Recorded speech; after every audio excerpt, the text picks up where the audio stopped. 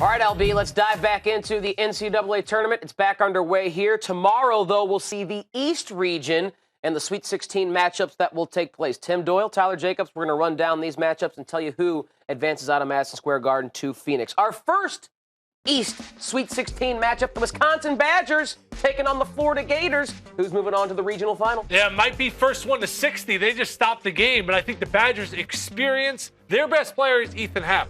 Forget about Koenig. Forget about Nigel Hayes. Ethan Happ's footwork, oh man, he would make Baryshnikov jealous the way he's able to operate down low. I think every time he goes up and under, a tear falls from Kevin McHale's eyes. I think Florida's been solid defensively, but I think the matchups so far have been favorable towards the Gators. They got great length, but I think Wisconsin's experience, I keep using that word as the key element, that's going to lead them to victory. Badgers moving on. The other matchup we will see there after that big win over Duke, South Carolina takes on Baylor in a 3-7 matchup. Who marches on? Yeah, well, this is not going to be played in their backyard.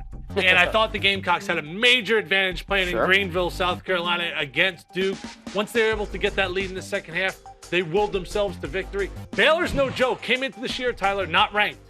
If you look at their resume as far as significant wins, I'll put them up against anybody in the country. They have unbelievable size. They dominate on the backboards. They're physical down low, and they win points in the paint. I think it's going to be a little bit too much for South Carolina. Baylor moves on. All right, so we got a 3-8 matchup in the East Regional Final, and it could be the most visually arresting matchup we see if Wisconsin comes out in their full Santa Claus red and Baylor comes out in their highlighter green. Who's moving on to Phoenix? I think it's going to end up being the Baylor Bears. I think Jonathan Motley can match up with a guy like Ethan Happ. I think that they have so much size and athleticism that Wisconsin has always had problems handling that. As far as getting into their swing offense, look for Wisconsin to completely abandon the swing. They're going to go 1-4, high ball screen, let Koenig go off, see if he can go and make plays down the stretch. If he doesn't come up big, I think Baylor's guards are so good laterally, side to side. The defense is going to be the difference in this game. And Baylor, Scott Drew, finally get home to the Final Four. The Bears move on. The Baylor Bears in their big front line, too much in the Big Apple.